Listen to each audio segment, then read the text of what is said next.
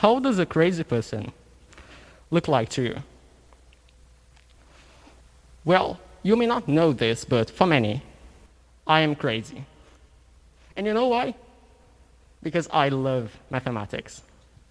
Since I was a kid, I have always loved mathematics.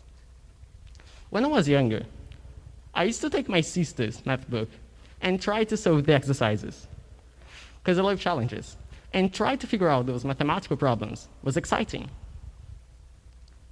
So 2 years ago, I was very pumped to have my first mathematics class at school, at the 8th degree. But what I did not know at that time is that I wasn't just about to meet my new mathematics professor. I was about to be the man who would teach me something much more important. So picture this in your mind. Me, a 13-year-old boy, pumped to have his class, then a man comes into the classroom and starts writing exercises on the blackboard. At that moment, I thought, what? You're not even going to say hello, a good afternoon, maybe? But then he turns back, looks at us and says, I'm not here to teach you mathematics.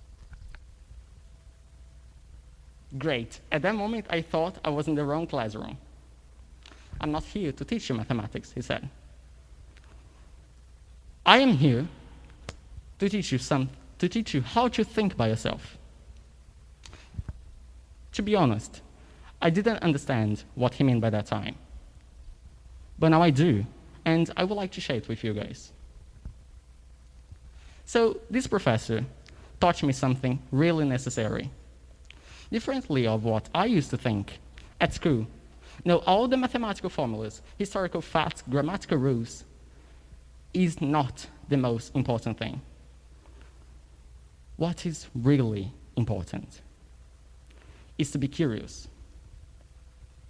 Is to not wait for your professor to tell you what you need to do when you already know it. In other words, be a self-learner. So let's think about this. Be able to learn anything, not depending on anyone. You can learn the language you always wanted to speak. You can learn how to play the piano or another music instrument you would like to. Anything. But why be a self-taught is so important? Students learn more effectively. Self-studies are able to think about topics more deeply and make connections between what they are learning. And when they are engaged and excited about what they are learning, they're able to remember it better. It can boost student self-esteem. As students do more self-study, many become more confident learners. They can see themselves as an independent person who can learn new things without anyone helping them. So how can you become a self-learner? Well, knowing this, I have developed some steps that might help you in the process of becoming a self-learner. So let's go. Step 1. Learning how to learn. This is such a very important step, though many people miss them. Let's take an example of someone who is learning a language. Before you start learning basic things, like the pronouns, most used vocabularies, you should ask yourself if you really know how to learn a language. Otherwise, it may take some time, like weeks or even months, for you to realize you have been doing it wrongly. So be sure you know how to do it when you start doing it and learning it. Step 2. Google it. Search. In the process of learning something by yourself, it's normal to have questions. It's going to show up all the time. So what are you going to do if you don't have someone next to you to give you those answers? You're going to search. You're going to Google it. Guys, nowadays, we literally have the information in our hands. And if you do not have a device with yourself, you may have a friend who has one, or you can even go to a library. Step 3. Remind yourself the reason you were doing this. When we are learning something that might take such a long time, like weeks, months, or even years, it's normal to get unmotivated. So, what are you going to do?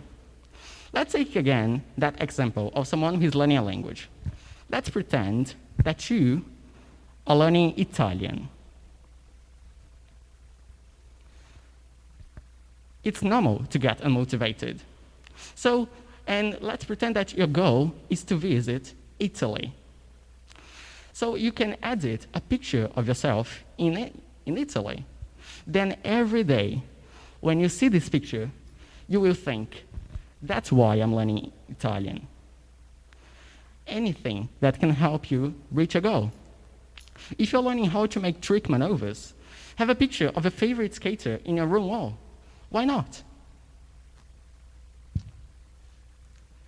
And for last, but not least, start now. Stop waiting for the perfect moment.